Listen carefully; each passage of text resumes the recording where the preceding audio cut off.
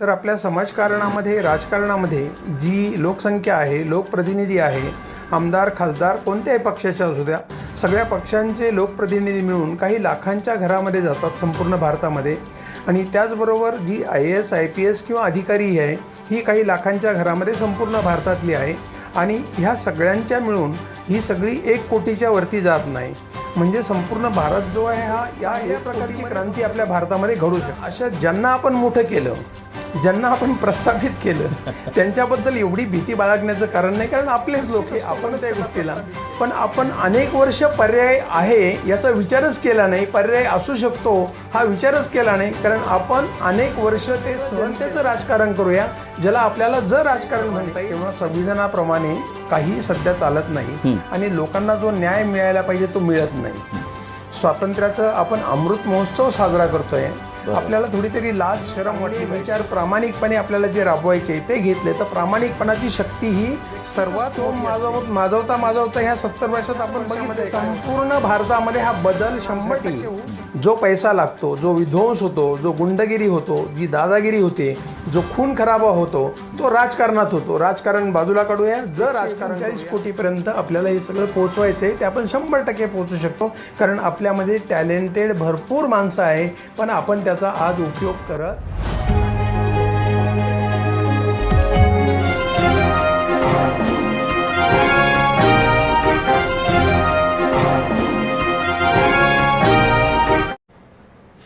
नमस्कार. लोकमित्र संवाद यात्रामध्ये आपले स्वागत आहे. मित्रांनो, आज लोकमित्र संवाद यात्रेमध्ये आपण एका अनोख्या व्यक्तीसोबत आपण आज संवाद करणार आहोत. खरोखर जग जिंकायला निघालेल्या एका अनोख्या अशा व्यक्तीसोबत आपण संवाद साधणार आहोत.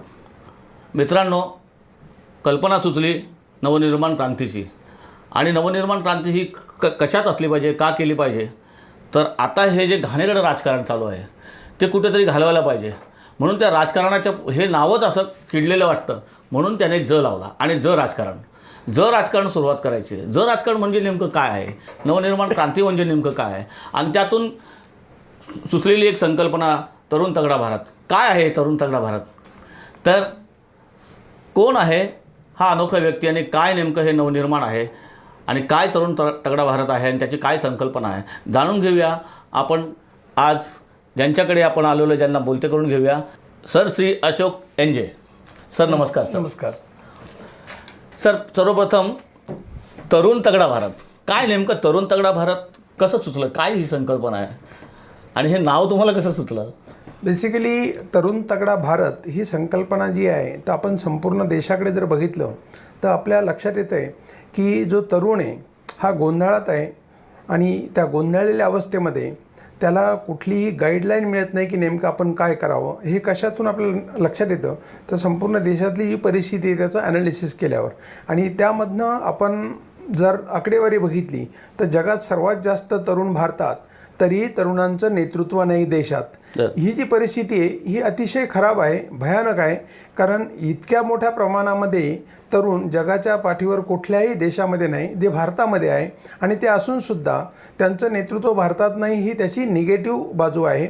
आणि ती जर आपल्याला चेंज करायची असेल तर आपल्याला डेफिनेटली एक चांगली स्ट्रॅटेजी आखली पाहिजे, आणि त्या दृष्टिकोनातून तरुणांना संधी निर्माण करून दिली पाहिजे. आणि ह्या तरुणांना संधी निर्माण करून देण्याच्या दृष्टिकोनातून हा जो आपण कन्सेप्ट आहे हा चांगल्या प्रकारे राबवण्यासाठी तरुण तगडा भारत हा विचार केला. कारण 140 कोटीमध्ये 139 कोटी जनता ही सर्वसामान्य जनता की जी राजकारणात नाही, समाजकारणात नाही, आणि व्यवसायात नाही. तर त्या 139 कोटीमध्ये कुठल्याही प्रकारे डॅमेज न झालेली, पण त्यांना अजून कुठलाही विचार किंवा गाईडलाईन दिलेल्या नाही आहे, अशा प्रकारची ही सुसंस्कृत म्हणू अशी ही तरुण मंडळी आहे. आणि त्यांना जर आपण चांगल्या प्रकारे विचार दिला, आकार दिला, तर संपूर्ण देशामध्ये एक चांगली सामाजिक क्रांती होऊ शकते, आणि जगात भारत हा तरुण तगडा भारत हा जगाचं नेतृत्व करू शकतो, एवढा त्याच्यामध्ये भरभक्कम विश्वास आपल्याला वाटतो. सर, तुम्ही आता बोलताना तरुणांबद्दल बोलताना म्हणालात की अशा तरुणांना आपण प्रक्रियेत घेणार आहात की जे 139 कोटींमध्ये आहेत.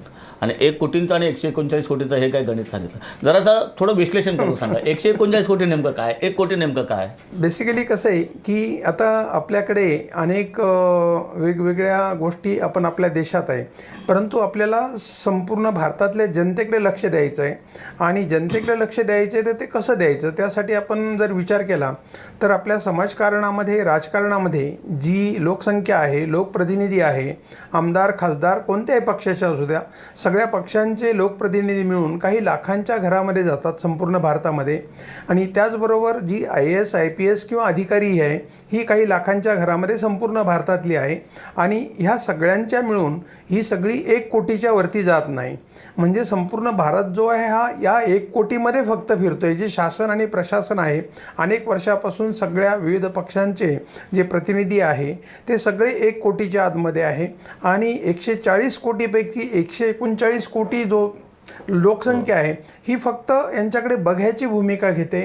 त्यांचा त्याच्यामध्ये तशा अर्थाने सहभाग नाही, काही रोल नाही आणि विचारांची फार मोठी देवाणघेवाण नाही. त्या 1 कोटींना निवडून आणायला किंवा त्या 1 कोटींना देशाचं प्राधान्य करण्यास मदत ही 39 कोटीच करते ना. पण हा 139 कोटी ते नेहमीच करत आली आत्तापर्यंत. पण त्याच्यामधनं 139 कोटीमध्ये कोणत्याही विचाराचं, समृद्ध विचाराचं बीजारोपण न झाल्यामुळे जो तरुण आहे तो संपूर्ण भारतामधला, त्याला कोणतीही दिशा मिळालेली नाही. आणि ती दिशा न मिळाल्यामुळे भारतामध्ये बेरोजगारी आहे, भारतामध्ये उद्योगधंद्यामध्ये तरुण आपल्याला आघाडीवर दिसत नाही. आणि ह्या संपूर्ण याचं कारण जे आहे की तरुणांमध्ये कुठल्याही प्रकारचं जे आपल्या देशामधली पॉलिसी आहे त्या पॉलिसीचं बीजारोपण कुठेही झालेलं नाही. देशात कोणती पॉलिसी ही तरुणांपर्यंत गेलेली नाही. आणि त्यामुळे आपल्याला ह्या 1 कोटींना आपण थोडा वेळ विचार केला की 140 कोटीपैकी 1 कोटींना आपण थोडंसं जर बाजूला ठेवलं तर तसं काही बिघडणार नाही. कारण 140 कोटी भारताची लोकसंख्या आहे. आणि 1 कोटी बाजूला ठेवलं, जे समाजकारण, राजकारण सध्या करतात हे, जे शासन प्रशासनामध्ये आहे, आणि उरलेले 139 कोटी आहे, याच्यामधून जर आपण एक चांगल्या विचारांचे तरुण जर पुढे आणले तर अतिशय समृद्ध विचाराच्या दृष्टिकोनातून आपल्याला त्यामध्ये काम करता येईल. सर, तुम्ही 1 कोटी बाजूला ठेवले म्हणजे फक्त याच्यामध्ये राजकारणातले, जसं तुम्ही क्लास 1 अधिकाऱ्यांचं सांगितलं, कलेक्टर, इंजिनियर्स, अमुक सोयनसो, म्हणजे ते सर्व मिळून 1 कोटी म्हणताय तुम्ही, बरोबर आहे? बरोबर आहे. पण ते राजकारणातले बाजूला ठेवायचे की बाकीचे लोक बाजूला ठेवायचे, कसं बाजूला ठेवलं जाणार तुम्ही?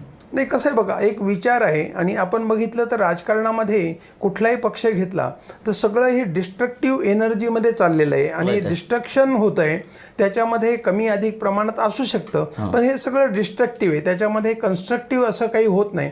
त्याच्यामुळे संपूर्ण देशाची एनर्जी ही डिस्ट्रक्शनमध्ये जातं.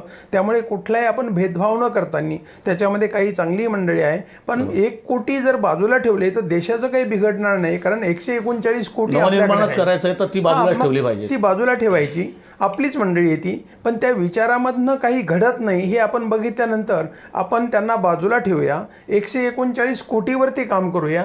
आणि 139 कोटीमधली जी तरुण मंडळी त्यांना आपण जर बरोबर घेतलं, त्यांना एक चांगला विचार दिला आणि ह्या विचारांचं, समृद्ध विचारांचं आपण जर त्यांना बॅकअप केलं आणि त्यांच्या मनामध्ये हे विचार रुजवले तर एक चांगल्या प्रकारची क्रांती आपल्या भारतामध्ये घडू शकते. अगदी बरोबर सर. एकदम छोटासा प्रश्न, त्याच्यावर उपप्रश्न असा निर्माण होतो जेव्हा तुम्ही तरुणांच्या संदर्भात बोलता.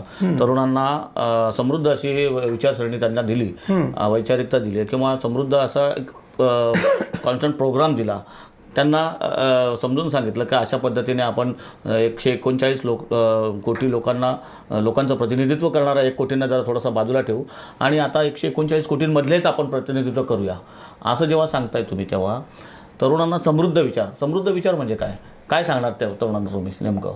ॲक्च्युली आता समृद्ध विचार आपल्या देशात आपण विचार केला तर बेरोजगारी काय आहे, आपल्या देशामध्ये वेगवेगळ्या व्यवसायामध्ये तरुणांचा फार मोठ्या प्रमाणात सहभाग दिसत नाही. आता हा जो पार्ट आहे हा आपल्याला काय दर्शवतो की आपल्या देशामध्ये जोपर्यंत ह्या तरुणांना त्यांच्या हाताला काम मिळत नाही आणि तोपर्यंत देशाची तशा अर्थाने प्रगती ही कधीच झाली असं म्हणता येणार नाही.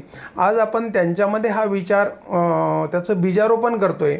बीजारोपण म्हणजे काय की सर्वांगीण उन्नती, आणि सर्वांगीण उन्नती म्हणजे बेसिकली त्याच्यामध्ये आर्थिक, सामाजिक, शैक्षणिक ह्या सगळ्या दृष्टिकोनातून प्रगती होणं. पण हे जर आपण करायला गेलं तर सध्या ते शक्य नाही, कारण विचारांचं बीजारोपणच आपल्या देशात झालेलं नाही आणि त्यामुळे आत्मविश्वास हा तरुणांचा खूपच कमी आहे आणि ग्रामीण भागात जर गेलं तर त्याच्याही पेक्षा तो खूप कमी आहे. मग आत्मविश्वास हरवलेली जनता असेल, आत्मविश्वास हरवलेला तरुण असेल तर देशामध्ये प्रगती ही कधी होऊ शकत नाही. जी आपल्याला दिसते ही भ्रामक एक विचार आहे, एक भ्रामक चित्र आहे की ज्याला आपण प्रगती म्हणतो. ती प्रगती नाही आहे. प्रगती ही ज्यावेळेस मेजॉरिटी लोकांपर्यंत त्याचे फळं जातात आणि ते संपूर्ण आपल्याला त्यांचं अस्तित्व दिसतं त्यावेळेस आपण प्रगती म्हणू शकतो. शेवटच्या माणसापर्यंत गेली हा, पाहिजे. शेवटच्या माणसापर्यंत काय मेजॉरिटीपर्यंत गेलेलं नाही. आपण म्हणत नाही की अगदी शेवटचा एक माणसापर्यंत, पण मेजॉरिटीपर्यंत सुद्धा हे गेलेलं नाही. आणि हे ज्यावेळेस हे चित्र आहे तर हे चित्र खूप भयानक आहे, म्हणजे पारतंत्र्यापेक्षाही भयानक चित्र हे आहे. अगदी अगदी अगदी बरोबर. परंतु सर तुम्हाला असं वाटत नाही का की हा जो तुम्ही ह्या विचारांचा वसा घेतला आहे आणि पुढे चाललात तुम्ही, आज तुम्ही पादाक्रांत होत आहेत, हळूहळू हळूहळू त्याला मूर्त स्वरूप येईल. 1 कोटी जे म्हणतायत तुम्ही ते प्रस्थापित आहेत ना सर. मग तुम्हाला असं वाटत नाही की पुढे जाऊन आपल्याला काहीतरी धोका होईल किंवा अडचणी येतील किंवा आणखीन काही गोष्टींचा कसं काय करणार तुम्ही ते? आता बेसिकली तुम्ही आता जे बोलला प्रस्थापित हा शब्द कोणी निर्माण केला? आपणच निर्माण केला. प्रस्थापितांना जे आपण म्हणतो मोठं कोणी केलं? आपणच केलं. आता अशा ज्यांना आपण मोठं केलं, ज्यांना आपण प्रस्थापित केलं त्यांच्याबद्दल एवढी भीती बाळगण्याचं कारण नाही, कारण आपलेच लोक हे, आपणच त्यांना प्रस्थापित केलं. याच्यामध्ये 139 कोटी आपली पण सगळ्यांची चूक आहे. अगदी माझ्यापासून जरी धरलं तर हे प्रस्थापित तयार करण्यामध्ये आपण खूप वेळ घालवला, तर त्याचा आपण विचार न करता, त्याच्याबद्दल आपण खूप न बोलता जे विस्थापित आहे त्याच्यावर काम करूया आणि ते सगळे 139 कोटीमध्ये आहे आणि त्याच्यावर जर काम केलं तर डेफिनेटली प्रस्थापित वगैरे ही काही भानगड देशामध्ये राहणार नाही. ती संकल्पना तुम्ही त्यांच्या व्यतिरिक्त अशी येते, बरोबर? 1 कोटींच्या व्यतिरिक्त, म्हणून हा प्रश्न निर्माण हा, होतो. बरोबर. ज्यावेळी आपण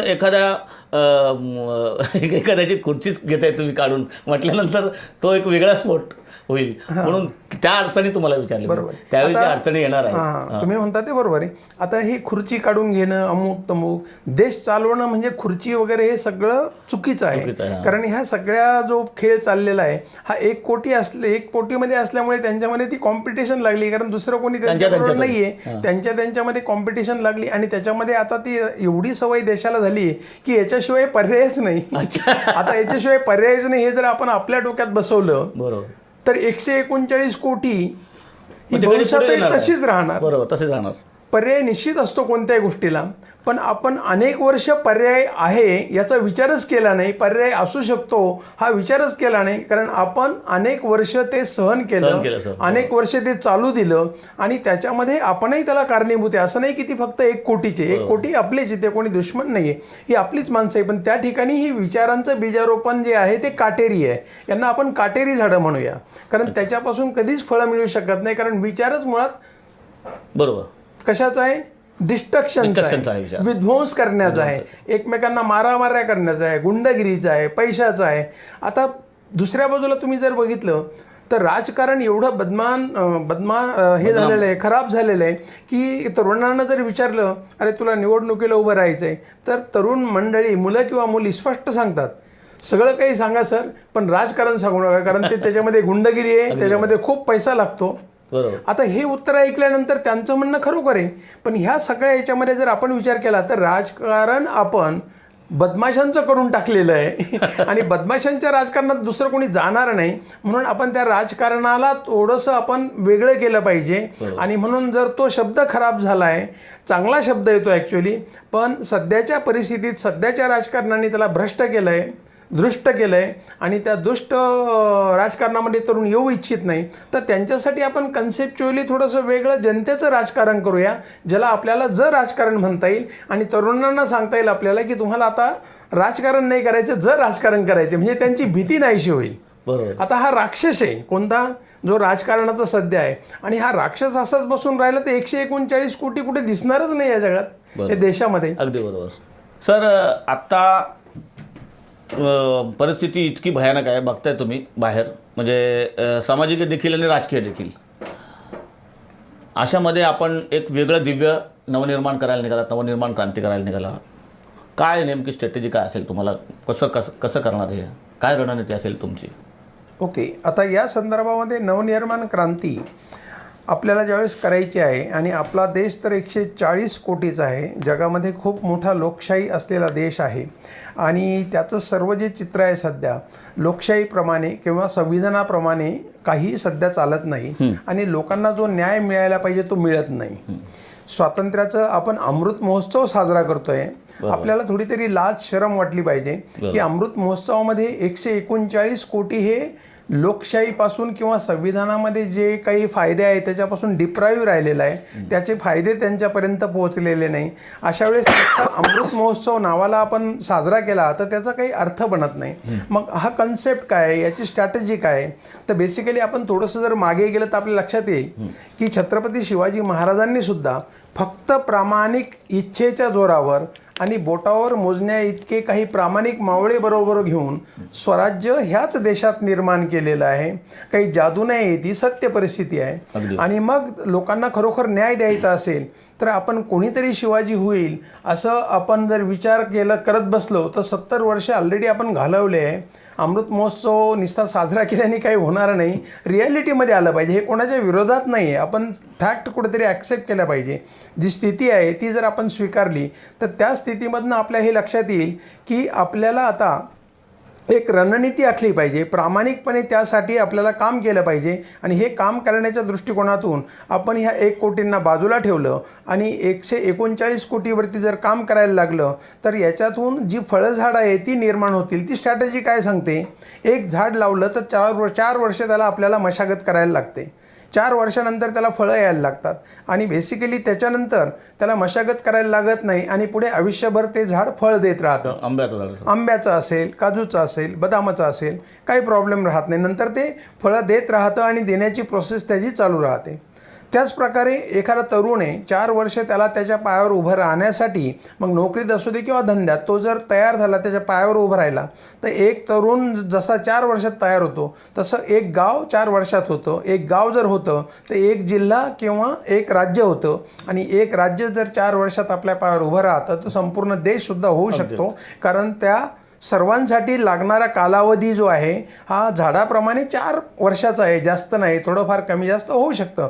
पण प्रत्येकजण समृद्ध होऊ शकतो, आपल्या पायावर उभा राहू शकतो. आणि ही रणनीती आपण जर घेतली तर आपण 4 वर्षामध्ये संपूर्ण बदल आपल्या देशामध्ये चांगल्या प्रकारे घडू शकतो. पण आपण ही स्ट्रॅटेजी आणि प्लॅनिंग समजून घेतलं पाहिजे. फक्त सत्ता मिळवायची म्हणून नाही, ऑलरेडी भरपूर राजकीय पक्ष आहे, त्याच्यामध्ये अजून एखादा नवीन पक्ष निर्माण करणं हा याच्यामध्ये थोडा पण हेतू नाही. 139 कोटींपर्यंत हे सगळी देशातली जी फळं आहे ती मिळाली पाहिजे, यासाठी हा जो प्रकार आहे. या रणनीतीच्या संदर्भामध्ये अतिशय, आता आपण जर मागे गेलं इतिहासामध्ये शिवाजी महाराजांच्या वेळेस काय होतं, ती त्यावेळीची सिच्युएशन होती. आणि आता आपल्याकडे जर रणनीती ठरवायची असेल तर आपल्याकडे हे मोबाईल आहे, संपूर्ण टेक्नॉलॉजी आहे आणि ह्या टेक्नॉलॉजीने 1 मिनिटात आपण जगभर जाऊ शकतो.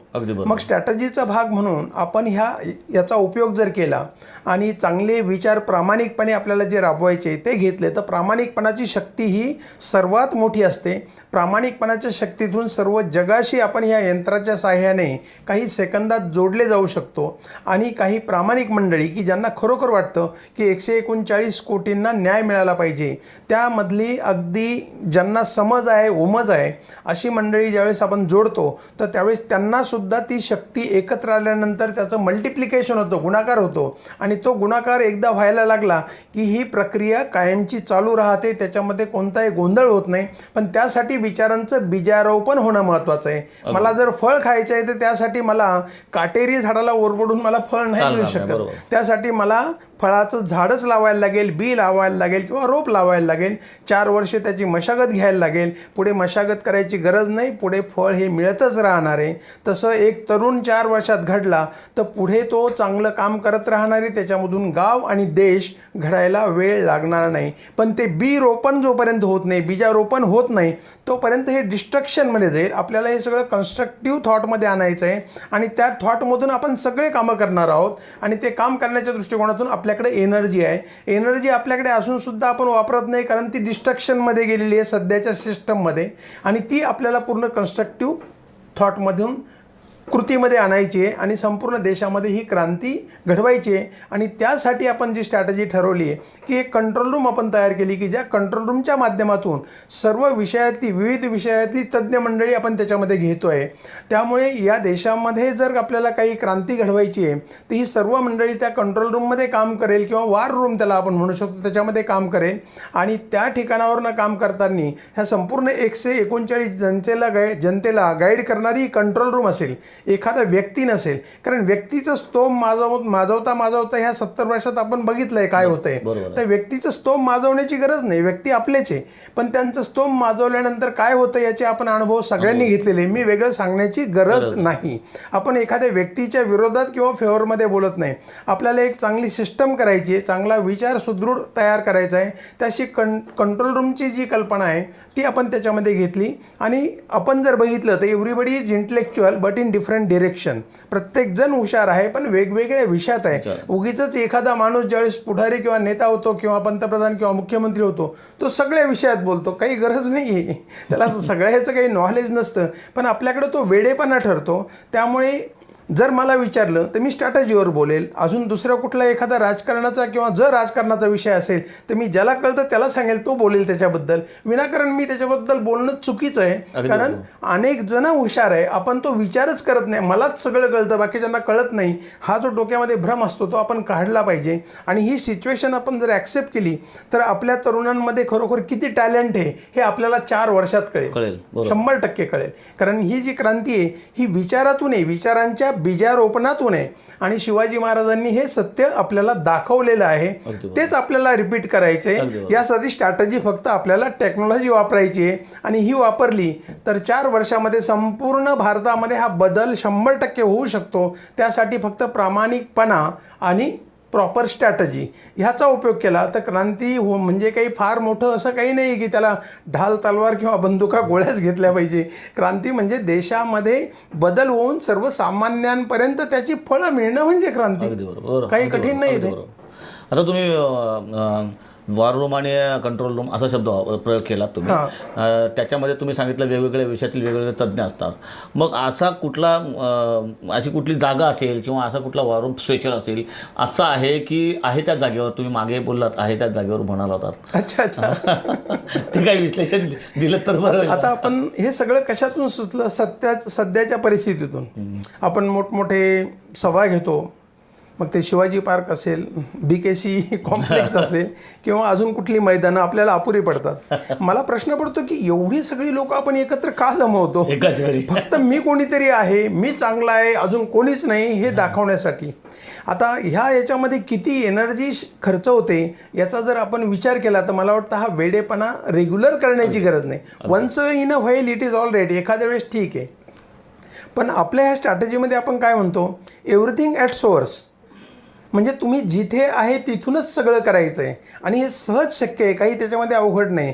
पण आपण काय करतो, प्रत्येक एखादी सिच्युएशन किंवा एखादा ज्याला आपण प्रॉब्लेम म्हणतो, जीवनामध्ये तशा अर्थाने काही प्रॉब्लेम नाही आहे, ज्या काही आहे त्या सिच्युएशन आहे.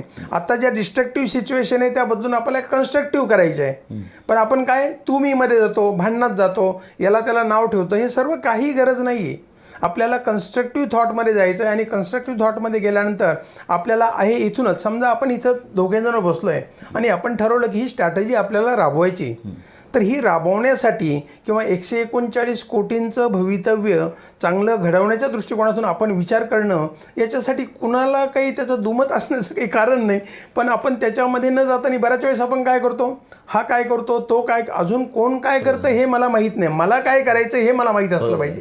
आणि आपल्याला सिच्युएशन दिसते, अरे ही सगळी काटेरी झाडं आहे, यांना फळं येऊच शकत नाही, तर विनाकारण त्या काटेरी झाडाला ओरबडवून आपले हात रक्तबंबाळ करून घ्यायचे. त्यापेक्षा 139 कोटीमधनं आपण चांगल्या विचाराची माणसं तयार करूया, तरुण तगडा भारत घडवूया. आणि एकदा त्यांना फळं यायला लागली की तो विचार पिढ्यानं पिढ्या चालू राहील. आता जसा डिस्ट्रक्शनचा विचार पिढ्यानं पिढ्या चाललाय, भांडणं, मारामाऱ्या, गुंडगिरी, दादागिरी हे सगळं चालू आहे. कारण का, त्याची रोपं लागली, त्याचे विचार लागले, ते आपल्याला उखडून फेकायचे. उखडून फेकायचे म्हणजे काय करायचं, आपल्याला फळझाडं लावायची आहे. आता फळझाडं लावणं म्हणजे काही चूक आहे का नाही, तर त्या विचारांची माणसं तयार करणं याची कुठेतरी सुरुवात करायला पाहिजे. आणि म्हणून या विचारातून तरुण तगडा भारत या दृष्टिकोनातून आपण तो विचार करतोय. आणि आपल्याला खरोखर शरम वाटली पाहिजे की जगात सर्वात जास्त तरुण भारतात, तरी तरुणांचं नेतृत्व नाही देशात.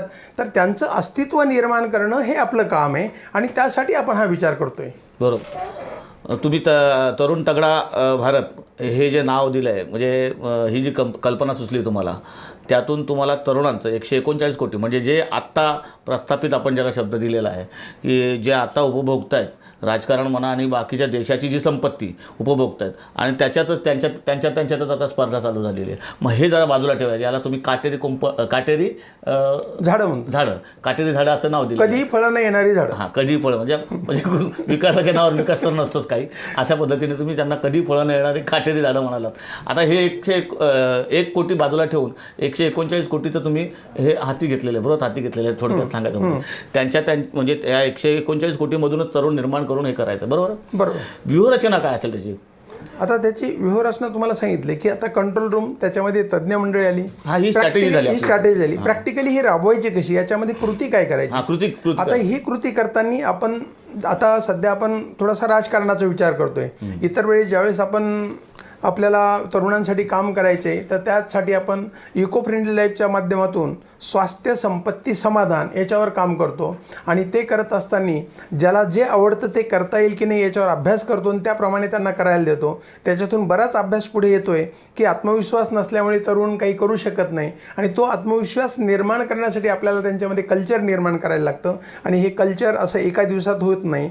जसं आई आपल्या मुलाला वाढवते, मोठं करते, आणि त्याच प्रकारे आपल्याला आपल्या देशामध्ये हे करायला लागेल. आणि हे काम आपण इको फ्रेंडली लाईफच्या माध्यमातून, इको फ्रेंडली लाईफ सेंटरच्या माध्यमातून एक कल्चर डेव्हलपमेंटचं चांगलं काम तरुणांसाठी आपण करतो आहे. तो एक भाग झाला. पण आता समजा निवडणूक आहे, राजकारण आहे. आपल्याला राजकारणाच्या ऐवजी आपल्याला राजकारण करायचं आहे, कारण राजकारणाला लोक कंटाळलेली आहे. मग त्यासाठी प्रॅक्टिकली आपण काय करायचं, तर मी सांगेल की राजकारणासाठी जो पैसा लागतो, जो विध्वंस होतो, जो गुंडगिरी होतो, जी दादागिरी होते, जो खून खराबा होतो, तो राजकारणात होतो. राजकारण बाजूला काढूया, राजकारण करूया. आणि मी सांगेल की राजकारण करायचं असेल तर त्याच्यासाठी अजिबात पैसा लागत नाही. बिन पैशाचं राजकारण करूया. आणि बिन पैशाचं राजकारण म्हटल्यानंतर कुणालाही खात्री वाटणार नाही, अरे बिन पैशाचं कसं काय राजकारण होऊ शकतं, याला तर खूप पैसे लागतात. का लागतात, तर आपण डिस्ट्रक्टिव्ह सायकलमध्ये, विध्वंसक सायकलमध्ये पैसेच लागतात, गुंडगिरीच लागते आणि दादागिरीच लागते.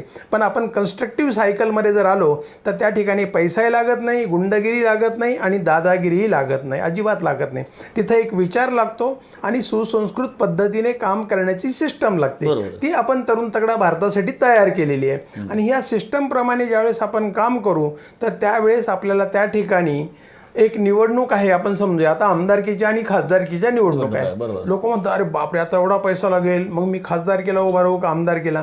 आता हे जे आहे हे सध्याचे जे कुठल्याही पक्षातले असू द्या भांडगुळ्या, यांना काय पडलेलं आहे, मला खासदार व्हायचं, मला आमदार व्हायचं, याला सीट मिळेल का, त्याला सीट मिळेल का. जनतेचा कुठे विचार आहे का, अजिबात विचार नाही. कारण ती डिस्ट्रक्टिव्ह विचारांची रोपं आहे, काटेरी झाड आहे, तिथं तो विचार होऊच शकत नाही. तरुण तगडा भारत काय म्हणतो की या ठिकाणी आपल्याला आपल्या पायावर उभं राहायचं आहे आणि त्याच्यातून आपल्याला स्वयंपूर्ण व्हायचं आहे, परिपूर्ण व्हायचं आहे आणि आपला देश आपल्याला स्वयंपूर्ण करायचा आहे, समृद्ध करायचा आहे.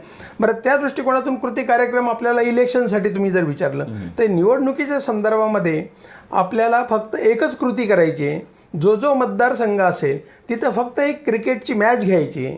ती क्रिकेटची मॅच म्हणजे काय, 1 करोड वर्सेस 139 करोड. अच्छा 1 करोड म्हणजे आपण ऑलरेडी बाजूला केलेली, आपण सेग्रिगेट केली. हे आपलीच माणसं आहे, पण काही दिवस त्यांना बाजूला ठेवूया. हे काही दुश्मन वगैरे काही नाही, आपणच आपले आहोत. पण आपण सोयीसाठी कंपाऊंडसाठी वापरूया, आतमध्ये फळं लावूया, आपण फळझाडं लावूया, ही बाजूला ठेवूया आपण. आणि त्यासाठी आपण एक क्रिकेटची मॅच घ्यायची प्रचार करण्यासाठी. त्या क्रिकेटच्या मॅचमध्ये 2 टीम असतील, एक 139 करोड, एक 1 करोड.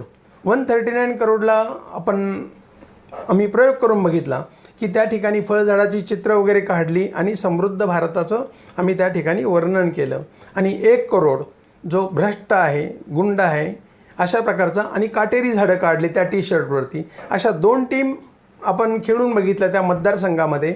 आणि त्या टीममध्ये डेफिनेटली तरुण तगडा भारत ही टीम आहे 139 कोटीची, ती विन होते. आणि ती विन झाल्यानंतर ह्या सगळ्या मंडळींनी त्या मतदारसंघातनं फक्त एक मिरवणूक काढली आणि त्यांनी फक्त घोषणा दिल्या, तरुण तगडा भारत जिंकला. म्हणजे निवडणूक नव्हती, काही नव्हतं, काही नाही, तरुण तगडा भारत जिंकला. ती मिरवणूक झाल्यानंतर लोकांनीच विचारलं काय आहे तरुण तगडा भारत. त्यावेळेस त्यांना हा संपूर्ण कन्सेप्ट समजून सांगितला. तर मग त्यांना हे समजल्यानंतर आम्ही त्यांना म्हटलं इथून पुढे काय करायचं, काटेरी झाडांकडे आता जायचं नाही. 70 वर्षामध्ये आपण जे डिस्ट्रक्शन बघतोय ते आपल्याला थांबवायचं आहे. आपलीच आहे, उद्या तो काही प्रश्न नाही आहे, पण आपल्याला हे 139 कोटीमधनं नवनिर्माण भारत निर्माण करायचं आहे. तर तुमच्यातनं एखादा तरुण मुलगा किंवा मुलगी उभी राहील आणि त्या ठिकाणावरनं समजा एकापेक्षा जास्त असेल कोणी उभं, तर कंट्रोल रूम काही त्यांचं ते कोणाचे नातेवाईक हे बघणार नाही. सिस्टमप्रमाणे मेरिटप्रमाणे ते सांगतील ज्याला कोणाला उभं करायचं आहे निवडणुकीतून त्याला उभं केलं जाईल आणि निवडणुकीला उभं त्या ठिकाणावरून तो कॅन्डिडेट राहील. आणि त्याचा प्रचार फक्त कशाने होईल, एका क्रिकेट टीमने. अच्छा. आणि एका क्रिकेट टीमनी फक्त हा प्रचार होतो. 5-5 ओव्हरच्या 2 आपण त्या ठिकाणी मॅच घेतल्या आणि त्या ठिकाणी तरुण तगडा भारत हा विन झाला असं कळालं तर लोकांमध्ये ती जागृती होते आणि लोक विचारतात की हे काय आहे. मग हे त्यांना समजून सांगितल्यावर त्यांना एवढंच सांगितलं जातं की तुम्हाला फक्त आता तुमच्यामधून जो आलेला आहे त्याला तुम्हाला मतदान करायचं आहे, अजून दुसरं काहीही करायचं नाही. कोणाचे तुम्ही पैसे घेता नाही घेता आम्ही ते काही विचारत नाही. पण आता 139 कोटीमधनं आलेला जो कॅन्डिडेट आहे तरुण तगडा भारत आहे त्याला तुम्हाला मतदान करायचं आहे, अजून दुसरं कोणालाही नाही. आणि हा तरुण तगडा भारत जो आहे अशा प्रकारे विचार हा रुजवत जाईल आणि इलेक्शनसुद्धा बिन पैशाचं होईल. कारण मुळात इलेक्शनला कुठे पैसा लागतो, बरोबर. उभं राहायचं असेल तर त्याला फक्त ते नॉमिनेशन भरायला लागतं. दुसरी गोष्ट ज्याला मतदान करायचं आहे त्याला शिक्का मारायचा आहे किंवा बटन दाबायचं आहे त्याला कोणते पैसे लागतात मला माहीत नाही. पण डिस्ट्रक्टिव्ह सिस्टममध्ये मात्र कोट्यवधी रुपये पण पुरत नाही. आणि कन्स्ट्रक्टिव्ह सिस्टममध्ये एक पैसाही लागत नाही असं म्हटलं सुद्धा अतिशयोक्ती नाही. लागत असतील एक 2-4 हजार रुपये पण पैसे लागत नाही. कारण आपण कन्स्ट्रक्टिव्ह सायकलमध्ये येत नाही म्हणून आपल्याला पैसे लागतात. तर आपण कन्स्ट्रक्टिव्ह सायकलमध्ये येऊया आणि तरुण तगडा भारताच्या माध्यमातून आपण जगाला देशाला दाखवून देऊया की या ठिकाणी हे पैसे लागत नाही. कारण बीजारोपणच चुकीचं झालं आहे आणि तिथूनच जर भ्रष्टाचार सुरू झाला तर संपूर्ण आयुष्यामध्ये तो भ्रष्टाचार चालू राहतो आणि देश भ्रष्टाचारामध्ये पूर्ण बुडून जातो आणि संपूर्ण जनता ही रसातळाला जाते. त्याचं चित्र आज आपण बघतोय. आणि अशा प्रकारे आपण अमृत महोत्सव साजरा होत असताना हे फक्त बघून गप्प बसू शकत नाही, तर आपण जे सत्य आहे फॅक्ट आहे ते लोकांमध्ये मांडलं पाहिजे आणि त्याच्यातून हा तरुण तगडा भारत निर्माण केला पाहिजे. अगदी बरोबर सर. तुम्ही माझा खरा प्रश्न होता की पैशाचा आता की मग हा सगळा तुमचा विचार पुढे नेण्यासाठी आणि ही क्रांती घडवण्यासाठी पैसा आहे, पण त्याचं उत्तर आधीच तुम्ही दिलं. परंतु तुम्ही उत्तर देताना एक गोष्ट बोललात की पैसा नाही लागत असं नाही, थोडाफार लागतो 1-4-5 असा बोललात तुम्ही. परंतु जो काही लागतो तो कुठून निर्माण करणार. प्रश्न असा आहे की जो कोण म्हणजे आता एवढं मोठं करताय कार्य तुम्ही, ठीक आहे, म्हणजे देशभरातून विचार आपण करतोय. सुरुवात आपण आपल्या तालुक्यातून, नंतर जिल्ह्यातून, नंतर महाराष्ट्रातून, नंतर इतर राज्यातून. म्हणजे उदाहरण म्हणजे द्यायचं झालं तर सुरुवात जरी तुम्ही ह्या जागेवरून केली तरी तुम्ही आज या जागेवरून भारताचा विचार करतायत, संपूर्ण भारताचा. बरोबर. Everything at source. मग एवढा मोठा विचार करताना थोडे पैसे म्हटलं तरी खूप मोठे पैसे होतात, ते आणणार कुठून. आता हे जे पैसे आपल्या देशात मी तुम्हाला सांगेल आजही इथं बसून सांगतोय की पैशाची काहीच कमतरता नाही. पैसा हा प्रॉब्लेम नाहीच आहे. हे आपल्या डोक्यात आहे अरे पैसा लागेल, पैसा कुठून मिळणार, खूप पैसा आहे आपल्याला लागतो त्याच्यापेक्षाही जास्त पैसा आहे. आता ही मुवमेंट सुरू करताना आम्ही कुणाकडे पावती फाडली नाही किंवा कुणाकडे पैसे मागायला गेलो नाही. माझ्यासारखी जी 2-4 मंडळी आहे आम्ही ठरवलं की निसर्ग काय करतो, आंब्याला आंबे आल्यानंतर तो आंबे त्याचे खाली पडतात, सर्व जनता ती खात असते. 1 वर्ष नाही तर अनेक वर्ष. म्हणजे निसर्गाची प्रक्रिया काय सांगते, देत राहणं. आता देत राहणं ही निसर्गाची प्रक्रिया आहे. आपण कोण आहोत, आपण सुद्धा निसर्गाचेच पार्ट आहोत, निसर्गच आहोत. मग आपण काय केलं पाहिजे, आपणही देण्याची प्रोसेस केली पाहिजे. ती आज आपण केली नाही तर त्याचं रूपांतर कशात झालं आहे, गुंडगिरीमध्ये झालं आहे, दादागिरीमध्ये झालं आहे, भांडणतंटा करण्यामध्ये झालेलं आहे, उगीचच नको असलेल्या प्रॉपर्टी जमा करण्यामध्ये झालेलं आहे. अजून कशात ते आपण सांगू शकत नाही, पण ह्या डिस्ट्रक्शनमधनं संपूर्ण जे काही झालेलं आहे ते सगळं वाईटच झालेलं आहे. कारण आपण नैसर्गिक वागत नाही, कृत्रिम वागतो. मग आंबा जसा देतो तसं आपण त्याचं बीजारोपण करूया. आणि म्हणून आम्ही काही लोकांनी त्याच्यापासून सुरुवात केली. आपल्याकडे जे काही आहे ते देऊया. आता ते बीजारोपण झाल्यामुळे काय सांगतात, लोकच आम्हाला सांगतात, सर काही लागलं तर सांगा आम्ही देतो. म्हणजे त्यांच्या डोक्यात तो विचार आला. आणि अशा प्रकारे 139 कोटी लोकांनी हे समजून घेतलं तर असे कितीतरी लोक मिळतील की त्यांच्याकडे खूप पडलेलं आहे, त्यांनी फक्त द्यायची प्रोसेस करायची. त्याच्यामध्ये अपकार उपकार हा भाव नाही. फक्त त्याच्यामध्ये कोणता आहे की निसर्गाप्रमाणे मला देत राहायचं आहे, मला देणारं बनायचं आहे. आपल्याला घेणारा भिकारी बनायचं नाही. भिकारी वृत्ती ही माणसाला कधीही राजा करू शकत नाही, कधीही मोठा करू शकत नाही. आपल्याला देणारं बनायचं आहे. आणि म्हणून आम्ही सगळ्यांना सांगतो की आपण देणारे बना. आम्ही देणारे झालो आहे, आम्हाला येणं ही प्रोसेस चालूच राहते. आणि आपला हा जो गैरसमज हा नाहीसा होतो की दिल्याने कमी होतं, अजिबात कमी होत नाही. देत राहायचं म्हणजे काही आपल्याला खिशातून काढून पैसे वाटायचे नाही, पण नैसर्गिक जी प्रक्रिया आहे ती आपण केली पाहिजे. आणि त्यासाठी देण्याची प्रोसेस आपल्याला निसर्गाची समजली पाहिजे. आयुष्यभर आपण देत राहिलो तर म्हणून यामध्ये आपल्याला हा परिवर्तन दिंडी ही या ठिकाणी चालवताना किंवा तरुण तगडा भारत पुढे नेताना आपल्याला पैशाची अजिबात कमतरता नाही, भरपूर पैसा आहे. कारण विचारांचं आता बीजारोपण झालेलं आहे. आजपर्यंत आम्हालाही कुठे पैशाची कमतरता भासली नाही. कधी आम्ही कोणाच्या पावत्या फाडल्या नाही किंवा एखाद्या व्यावसायिकाकडे किंवा एखाद्या बिल्डरकडे किंवा अजून कोणाकडे आम्ही गेलेलो नाही, गरज नाही. कारण विचारांच्या बीजारोपणातून ते झालेलं आहे की आपणच द्यायची. ज्या ज्या ठिकाणी लोक तयार होतात ते म्हणतात सर आम्ही देतो, काही काळजी नका. म्हटलं तुमचंच आहे, तुमचंच तुम्ही करायचं आहे, अजून कोणाकडे जायचं नाही. आपणच आपल्याला द्यायचं आहे आणि त्याच्यातून आपणच आपलं आयुष्य निर्माण करायचं आहे. आणि आपल्याकडे भरपूर पैसा आहे. तर देण्याच्या प्रोसेसमध्ये या. देण्याच्या प्रोसेसमध्ये आल्यावर तुमची लाचारी नाहीशी होईल, तुमच्यामध्ये आत्मविश्वास येईल. आणि हा आत्मविश्वास आल्यावर तुमचं खरंच जीवन तुम्ही जगाल. कारण आज तुमचं अस्तित्वच राहिलेलं नाही. जर अस्तित्व नसलेलं जीवन जगण्यामध्ये किती पैसे असले तर काही अर्थ बनत नाही. त्याच्यामुळे आपण आपलं अस्तित्व बनवूया आणि त्या अस्तित्वातून जीवन जगूया. तेव्हा देण्याची प्रोसेस ही सुरू झालेली आहे. निसर्ग हा देण्याची प्रक्रिया आहे ती चालू ठेवतो. त्याप्रमाणे जी आता आम्ही देतो आहे तसे अनेक लोक देण्यासाठी तयार आहे, काही प्रॉब्लेम नाही. पण आपल्याला सवय लागली, अरे कसं होईल, अरे ह्या डिस्ट्रक्टिव्ह सायकलमुळे ती सवय लागली. त्या काटेरी झाडामुळे आपल्याला सवय लागली की खूप पैसे लागतात. अजिबात हे सगळं खोटं आहे. पैसे लागत नाही आणि जे लागतात ते आपल्याकडे भरपूर आहे, काही प्रॉब्लेम नाही. विनाकारण डोक्यामध्ये टेन्शन स्ट्रेस आणून पैसे नाही असं म्हणून भिकारी बनण्याचं काही गरज नाही. आपल्याकडे आपल्या देशामध्ये भरपूर पैसा आहे आणि हा पैसा निसर्गाच्या नियमाप्रमाणे आपण जर देत राहिलो तर त्याच्यामध्ये कोणतीही अडचण येणार नाही आणि ती प्रोसेस सुरू झालेली आहे. म्हणून आपल्यापासून आपण बीजारोपण करायचे, प्रत्येकाने करायचे.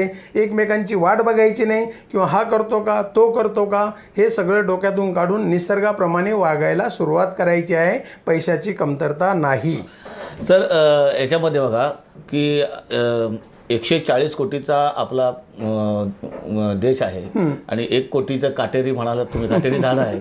139 कोटींना प्रवाहात आपल्याला घ्यायचं आहे. आणि मला एक प्रश्न पडला की अशी परिस्थिती आहे की रस्त्यावर जर भांडण चालत असेल तर पब्लिक उभी राहते आणि बघते, कोणी व्हिडिओ काढतं त्याचं, पण सोडवायला कोणी जात नाही. बरं, म्हणजे अशा वेळी तुम्ही सोडवायला चाललात, मीच का?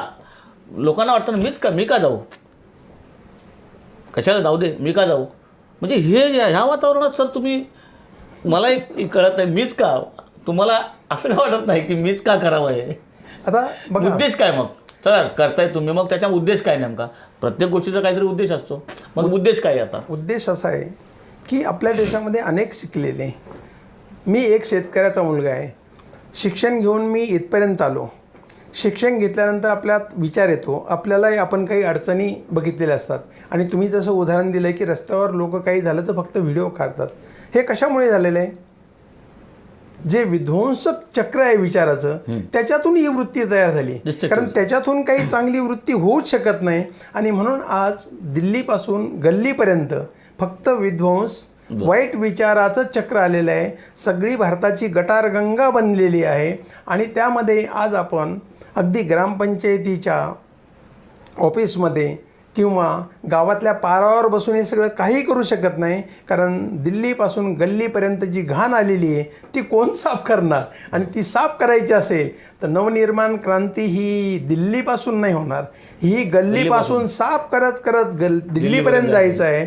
आणि म्हणून ही गल्ली ते दिल्ली अशी क्रांती आहे, कारण याच्यामध्ये प्रत्यक्ष काम करायचं आहे. याच्यामध्ये फक्त काही निवडून यायचं, मंत्री व्हायचं, पंतप्रधान व्हायचं, ह्या सगळ्या बकवास गोष्टी, काही त्याचा अर्थ बनत नाही.